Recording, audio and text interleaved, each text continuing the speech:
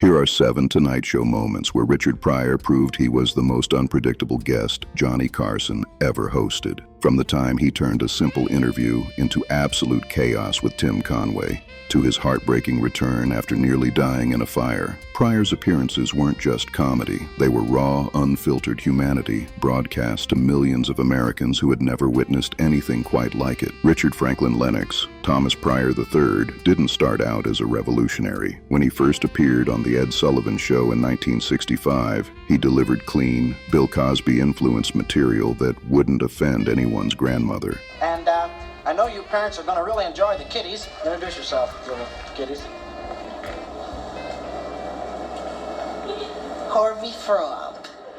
But by the time he became a regular on Carson's couch, Pryor had transformed into something entirely different, a comedian willing to say anything, do anything, and be anything except safe. The Tonight Show served as America's living room in the 1970s and 80s. Johnny Carson was the genial host everyone trusted, the man who could make presidents seem likable and movie stars seem human. But when Richard Pryor settled into that guest chair, all bets were off. I like New York City. I've been working in the village in coffee houses. And I like it because they don't serve any booze, just coffee, ice cream, weird pills.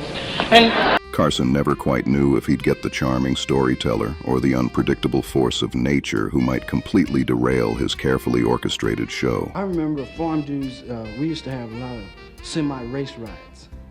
Let's start with what might be the most legendary Tonight Show moment that no one talks about enough. January 17th, 1974, when Pryor casually mentioned he had co-written Blazing Saddles. You were one of the writers on this?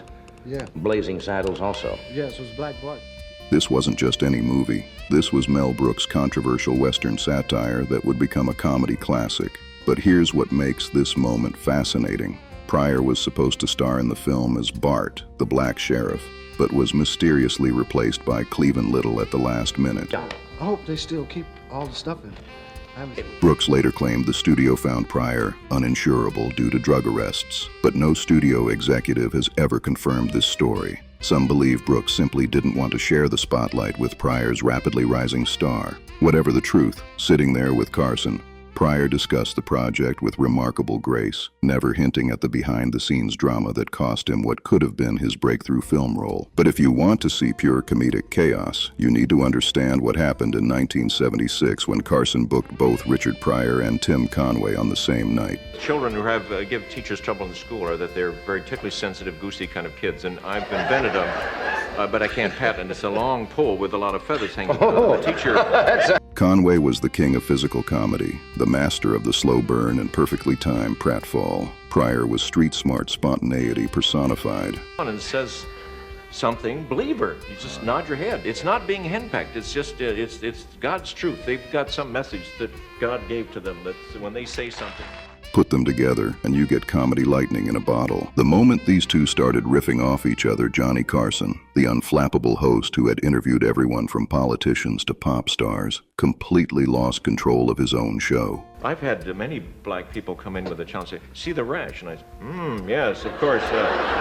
The audience erupted. Carson laughed so hard he could barely speak, and Pryor and Conway fed off each other's energy like two jazz musicians in perfect sync. Their instant chemistry created an unpredictable dynamic that caught Carson off guard. The more they played with the subject matter, the more the room seemed to dissolve into chaos. And yet, it was comedy gold. As the interview continued, it became increasingly clear that Johnny Carson no longer controlled the direction of his show. He could hardly contain his laughter as Pryor and Conway had the audience and each other in stitches. This wasn't scripted banter or prepared material. This was two masters of their craft discovering they spoke the same comedic language, and the result was television magic that reminded everyone watching why live television could be so thrilling. You never knew what might happen next, but Pryor wasn't just about laughs. In 1978, he showed up for what became one of the most unexpectedly profound moments in Tonight Show history. His fellow guest that night was an 85-year-old woman who had grown up in poverty but claimed it no longer existed in America. When she made this assertion, Pryor, the man who grew up in his grandmother's brothel in Peoria, Illinois, couldn't let it slide. I came from a poor family. 50 cents was significant. What happened next revealed Pryor's genius. Instead of getting angry or preachy, He used comedy as a scalpel. Nobody has to go out in the corners to beg. You can go and get medical aid. Nobody lives in the streets. There's some people that live in the streets. Here in this country? When the elderly woman insisted poverty didn't exist anymore, Pryor responded by comedically flinching away dramatically, as if she were going to strike him. We have it, but we don't always give it.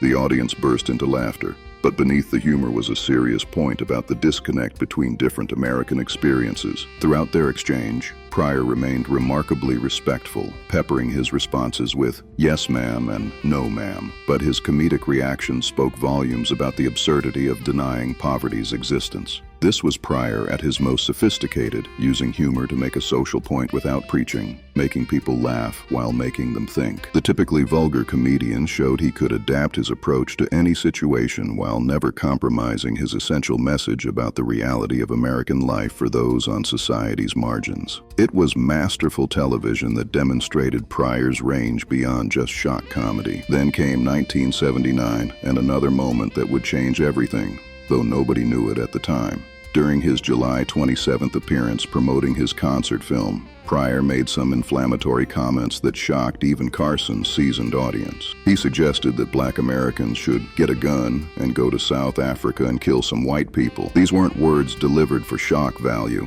They came from Pryor's genuine anger about apartheid and racial injustice. The studio audience fell silent. Carson, master of the awkward pause, had to navigate this moment carefully. This was Pryor at his most dangerous, using The Tonight Show as a platform for raw political commentary that made everyone, audience, host, and viewers, deeply uncomfortable. Looking back, this moment captures something essential about Pryor's appeal and his challenge to American culture. He refused to be the safe, sanitized black comedian who made white audiences comfortable. He was willing to say the things that polite society preferred to leave unsaid, even when it meant risking his career and making powerful people very nervous. But nothing prepared audiences for what happened on September 5, 1980. Richard Pryor returned to The Tonight Show just months after the incident that nearly killed him, the night he set himself on fire while freebasing cocaine. The images of Pryor running down a Los Angeles street engulfed in flames had been front-page news. Many people thought they'd never see him alive again. Yet here he was, sitting across from Johnny Carson,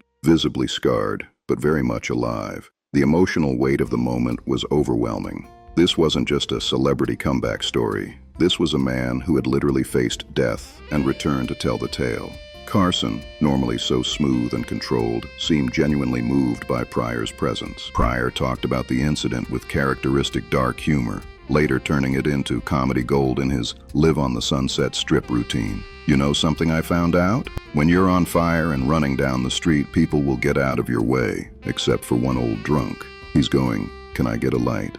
How about it? Just a little off the sleeve." But on Carson's couch that night, the humor was tempered by genuine vulnerability. Pryor was clearly dealing with the aftermath of his addiction and the trauma of nearly dying. The audience could feel his struggle, and their applause wasn't just appreciation for his comedy. It was relief that he was alive and gratitude that he was sharing his story. May 20, 1981, gave us one of the most accidentally consequential Tonight Show moments in entertainment history. Pryor appeared alongside George Carlin, two of the greatest stand-up comedians ever sharing the same couch. Watching them together was like seeing Picasso and Matisse discuss painting techniques. During the interview, Pryor casually mentioned that he was looking forward to seeing Superman 2 and joked that he wanted to be in a Superman film. It seemed like throwaway banter, the kind of random celebrity comment that gets forgotten as soon as the show ends. But someone was paying attention. Although Pryor later claimed he was just joking around, that offhand comment on The Tonight Show directly led to his casting as Gus Gorman in Superman 3.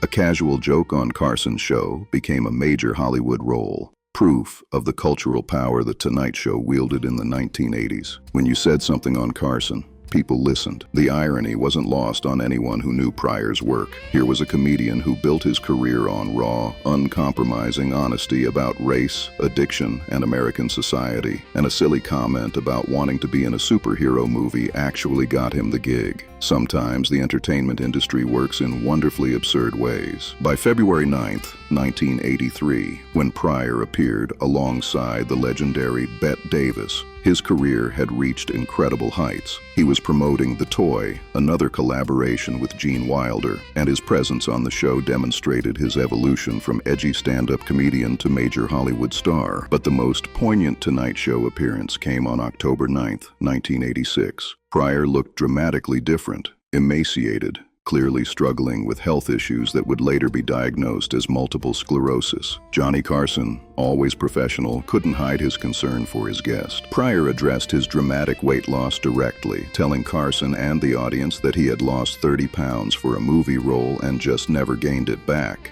He reassured everyone that he didn't have one of those diseases, presumably referring to AIDS, which was devastating the entertainment community at the time. The appearance was heartbreaking in its honesty. Here was a man who had always used his body as a comedic instrument. His physical performances were as important as his words, now visibly diminished by illness. Yet his mind was still sharp, his timing still perfect. The audience could see his struggle, but they could also see his determination to keep performing, keep making people laugh, keep being Richard Pryor. Carson handled the interview with remarkable sensitivity, never dwelling on Pryor's appearance, but giving him space to address the obvious questions on everyone's mind.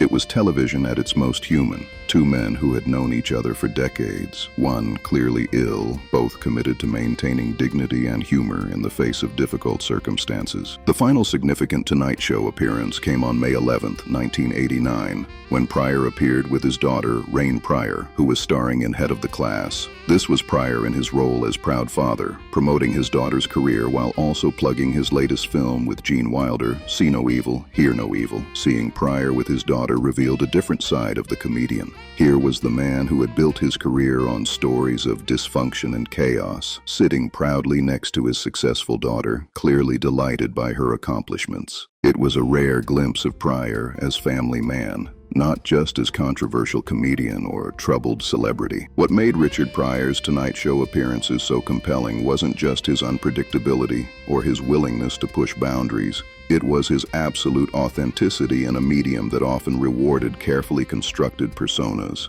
When Pryor sat down with Carson, viewers never knew which version of the man they'd get. The charming storyteller, the angry social critic, the vulnerable human being, or the comedic genius who could turn any conversation into comedy gold. Carson, to his credit, gave Pryor the space to be all of these things. Their relationship represented something unique in television, a mainstream platform willing to showcase an uncompromising artist, even when that artist made everyone uncomfortable. Carson understood that great comedy often comes from discomfort, from saying the things that polite society prefers to avoid. The tragedy is that so many of these moments are lost forever. NBC systematically erased thousands of Tonight Show tapes from the 1960s and early 1970s to save money on storage costs. Those missing broadcasts contain precious historic moments, irreplaceable performances, and cultural touchstones that can never be recovered. The executives who made those decisions were thinking about saving thousands of dollars while destroying content worth millions today. But the moments that do survive remind us why Richard Pryor remains the #1 stand-up comedian of all time according to Comedy Central. His Tonight Show appearances weren't just entertainment, they were cultural events that challenged American audiences to confront their assumptions about race, addiction, poverty, and what comedy could accomplish. Pryor died on December 10, 2005, but his influence on comedy continues to shape performers today. Dave Chappelle, Chris Rock, Eddie Murphy, and countless others cite Pryor as their primary influence. When the Kennedy Center created the Mark Twain Prize for American Humor in 1998, Richard Pryor was the obvious choice for the inaugural award. His acceptance speech captured everything that made him special. I feel great about accepting this prize. It's nice to be regarded on par with a great white man. Now that's funny. Seriously, though, two things people throughout history have had in common are hatred and humor. Even at his moment of greatest recognition, Pryor couldn't resist using humor to make a point about race and recognition in America. It was perfectly him, accepting the honor while gently mocking the system that was honoring him. Richard Pryor's Tonight Show appearances represent American comedy at its most honest and most dangerous. In an era when television was becoming increasingly sanitized and focus grouped, Pryor remained gloriously unpredictable. He proved that the most powerful comedy comes not from careful calculation, but from fearless honesty about the human condition. 60 years after his first television appearance, Pryor's influence on comedy remains undiminished. His Tonight Show moments remind us that great artists don't just entertain us, they challenge us, make us uncomfortable, and force us to see the world through different eyes. That's exactly what Richard Pryor did. One unforgettable Tonight Show appearance at a time. The real Wild West Saloon wasn't the romanticized establishment of Hollywood westerns. It was grittier, more practical, and far more regulated than we've been led to believe. But in many ways, that reality is more fascinating than the fiction. These establishments were the beating heart of frontier communities, serving as everything from social clubs to courtrooms, from entertainment venues to business centers. They represent a unique chapter in American history when the rules of civilization were still being written, one shot of rot gut whiskey at a time.